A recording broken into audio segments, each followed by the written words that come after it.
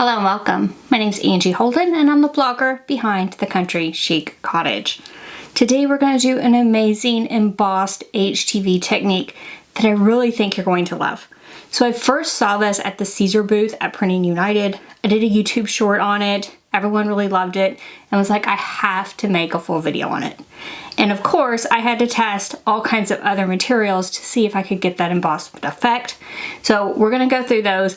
I do wanna mention a few things that are very important before we start this tutorial. First of all, you are going to need 3 layers of HTV. The bottom 2 layers are flock. It is very important that this be Siser Stripflock. To my knowledge, that is the only flocked HTV that can be layered properly. So you're gonna need Siser Stripflock for those bottom 2 layers. The top layer is going to be another type of HTV. It does need to be a thin HTV. I do think after my results in this video that you will get varying results depending on the HTV that you use. I liked the Siser Electric the best. However, I am gonna try another Siser product in this video as well. So the type of HTV you put on top could affect the results that you're gonna get. So now that I've mentioned all that, let's take a look at the supplies you're gonna need for this project. I'm gonna use this technique on a black zipper pouch. Now you can use this technique on other surfaces, clothing, whatever you would like. If the HTV will stick to it, you can probably use this technique. Then along with the zipper pouches, you're going to need some type of pressing pillow. I have this heat resistant foam and I have it trimmed to size to fit inside my zipper pouch. So some type of pressing pillow or surface that will sort of lift up whatever you're pressing on, and it needs to be larger than the HTV that you're using. Then you are going to need something to get the look that we're going for. So this is a piece of netting, and it's what I'm going to use for my first example. However, I'm going to try several different types of things to get an impression in this HTV, and we're going to see what works and what doesn't. But some kind of netting, even metal mesh screen, will probably work for just about everything, but I'm gonna put this to the test and use a few different things to see what kind of results we can get. Then you're gonna need a Teflon sheet, and then the HTV itself as well as a weeding hook. For the HTV, you're going to need Stripflock for your bottom 2 layers. That's very important. And then for the top layer, you need some type of thin HTV. I'm gonna use 2 different types. The pink is electric, so it's Easy Weed Electric from Siser. The purple is the Siser Eco Stretch. These are both thin HTV types. Now, will other brands and types of HTV work? Probably, but these are the 2 recommended by Siser for this method, so these are the 2 that I'm going to try. Then, of course, you'll need your Cricut machine in order to cut the HTV.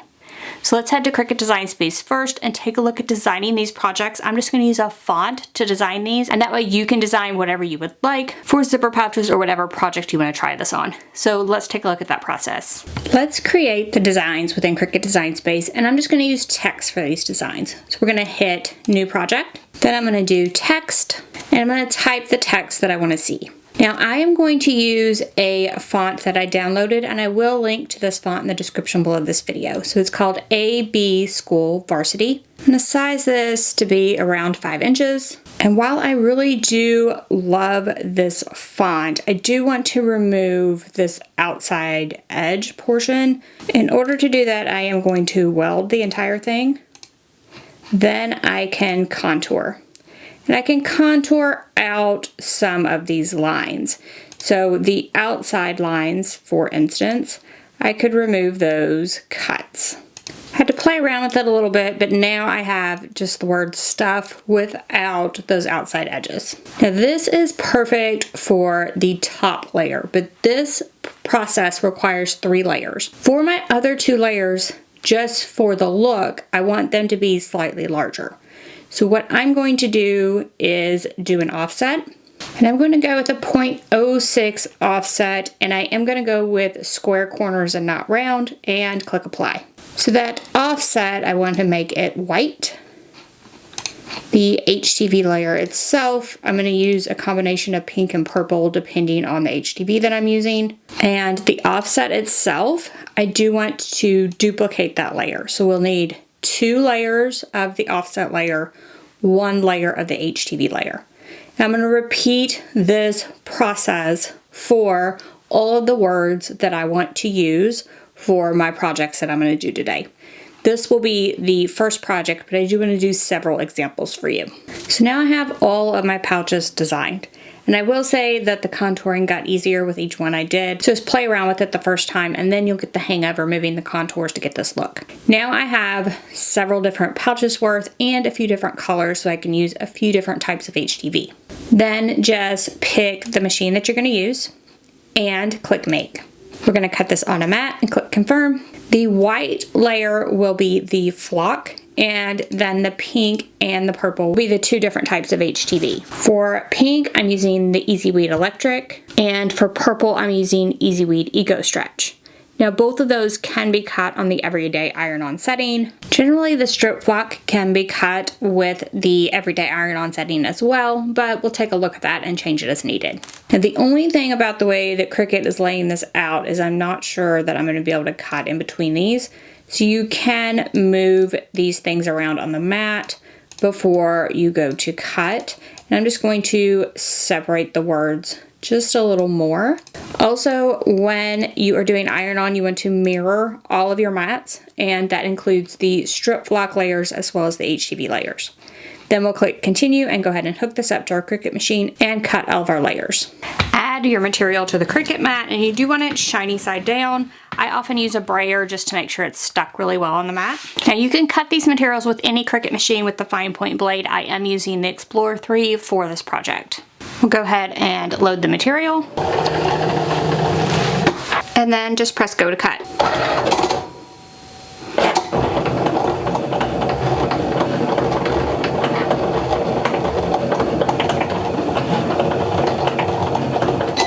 Once that's done, just unload the mat. Now I'm going to cut the rest of the materials and then we'll take a look at weeding this. For the flock only, I did cut it on a green mat. I find that works better. And I did use the everyday iron-on setting, but I did put it on more pressure. That's what works best for me for just the flock. The other two, just the everyday iron-on setting works fine. And you can weed this on or off a mat, but we're going to weed everything around the outside edge, as well as things like the centers of letters. So you're gonna weed all of the HTV that you cut for as many projects as you're gonna make. And once you weed it, it should look a little something like this. So all of the centers of the letters should be weeded out, as well as everything around the outside. So first with the pouch, I'm gonna add that heat-resistant foam to the inside. And I have it where it just fits in there exactly. And then I'm going to put this inside of the press. Now I'm going to use this to set my pressure. I want about a medium pressure, and I want to preheat the back. So I'm going to adjust the pressure, press down. I feel like that's about a medium pressure, so I'm going to preheat for about 5 seconds. Then I'm going to go ahead and lift it up. The first layer is the Stripflock, so I'm going to locate the Stripflock into place. And I'm going to press, and this is set for 310 degrees, and I'm going to press about 10 seconds. Lift that up, cool it just a little bit. This is a warm peel product. Once it's cooled just a little bit, we can peel back the carrier sheet on the Stripflock. Then we need a second layer of Stripflock. This will go directly over the first layer. So we're going to line that up. If you're not confident here, you can use a couple pieces of heat-resistant tape to hold that into place. And we're going to press again 310 about 10 seconds.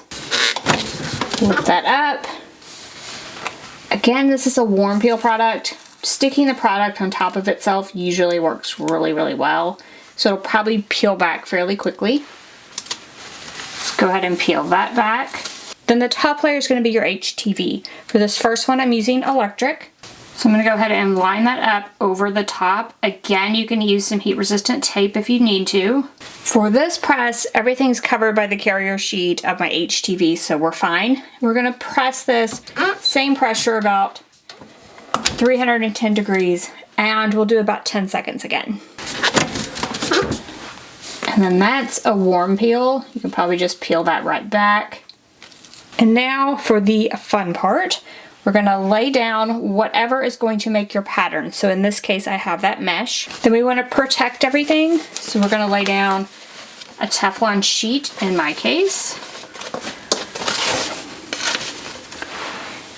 And you want to Give it about a half a turn more for pressure, and then press about 10 seconds more. And this is a heavy pressure press at this point. Then lift that up, peel back that protective sheet, and then peel back whatever you use to make your pattern. Then we can remove this and remove that pressing pillow and use the pressing pillow as well as the mesh to make more projects. So with that mesh, this was the result that I got. So hopefully you can tell that this HTV is now textured. So it has an amazing textured look to the HTV itself. So I wondered what else I could do, like what other textures could I get? Could I get this with different types of HTV? Could I get this with an easy press? So we are going to test all of that now and see what kind of texture we can get in those cases. I used the same press setup to test a wide variety of materials. I tested burlap, I tested some embossed paper, I tested ribbon, a doily, different fabrics with texture just to see what would work and what wouldn't. And of course I mentioned that I'm testing the electric versus the stretch to see which one would work correctly. And of course I had to test this with an easy press. So do you need a full heat press to make this technique work? I went ahead and used my easy press on one as well. So let's take a look at the results I was able to get with this technique and various other textures. So this one of course was the electric with a mesh. I used the same mesh and I used it with the stretch. You can still see the texture, but I still like the effect of the electric better. So for me, I like the electric better for the texture. However, the stretch does work. So I am going to say that not every HTV will work the same. Now, when I use this mesh with an easy press with this electric, I got the exact same look. I did have to press really, really hard on the easy press on that last press where I had the mesh over the top. However, I was able to get the same look with the easy press as I was able to get with the heat press, so you can definitely do this technique with just an easy press. The burlap, while messy, makes a very cool, like wide open texture that I really loved. So I do like the way the burlap made the texture. You'd probably have to clean this off now with a lint roller after pressing. However, it might just be worth it. So I wanted to test embossed paper, and all I had was this foil embossed paper, and I didn't realize that the foil would actually transfer as well. So not only is this HTV embossed, it has a foil look to it as well. And I actually absolutely love the way it turned out. I don't know how well this foiling would actually hold up in the laundry, but I love it on the zipper pouch, so you might want to try this technique as well. Then I was trying to think of things that you might have laying around your house, and a doily might be something like some kind of crocheted something that you would have laying around your house. And it did get a little embedded into the HTV, and the look isn't as neat. So it isn't as neat as like a straight grid because the doily is such a random pattern, but it might be really cool. It did work, and it might be really cool on something like a really big design with a lot of surface area. And then I thought, like, could I put stripes in this? And I just laid like a ribbon across the middle of this, and it definitely did leave an indent. So I feel like if you wanted stripes, you could use ribbons across your design to get horizontal lines. And then finally, I wasn't sure about this fabric. Like, this is not, like, doesn't feel very deep. So I pressed this. Now, all of these little glitter things stuck to this. However, I was able to lint roll them off while it was still hot. So I can see a polka dot indent now. The effect is okay. It was definitely not my favorite of all of these. So definitely the favorite effects for me. The mesh looked really good. The burlap gave a much wider look and also looked amazing. And then the technique I was able to get with the embossed paper that was foiled, that was completely accidental, is also my favorite. Now, you can try this with any type of mesh and just see the effects that you get. I would love for you to let me know in the comment section which of these you try and which you love the best. So seriously, now it is time for you to pick your favorite thing that I put on top, or find something else around your house that has a really cool texture and give this a try for yourself.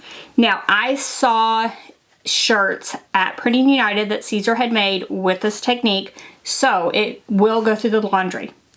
However, the one I did with that foiling, so it was like the foiled embossed paper, no idea if this would last or not. It is not rubbing off of the HTV, so I tend to think that perhaps it might stay, but I am not sure. And I did put this on a zipper pouch, so I don't have to worry about it. So my cute little zipper pouch with the foil embossment, I can absolutely use it. So do use that method at your own discretion, but I will say that the embossed paper did work, so I can actually feel that foiling on the HTV. So it did actually work for the embossment part of this project.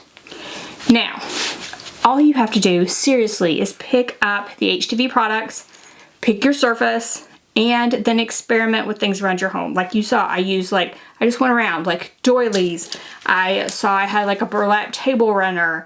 If you have like any kind of tool, if you have like a mesh like piece of screen, like screens for your windows, that could work. Literally anything you have around your home that has some kind of texture might work for this project, and it's just really, really fun to play around with. And you saw that I used a heat press and an easy press for this, got the same results. So no matter what type of heat source you have, you can make this as well. So I really hope you all enjoy this one and give it a try for yourself. If you have any questions about anything I've covered, or if you just want to share your success stories, drop down in the comment section and leave us a comment. If you like this video, give me a thumbs up. And if you haven't already, head on over to my YouTube channel, hit that subscribe button. I have videos just like this one every single week, and trust me, you don't want to miss any of those. So thank you all so much for joining me, and I'll see you next week. Bye-bye.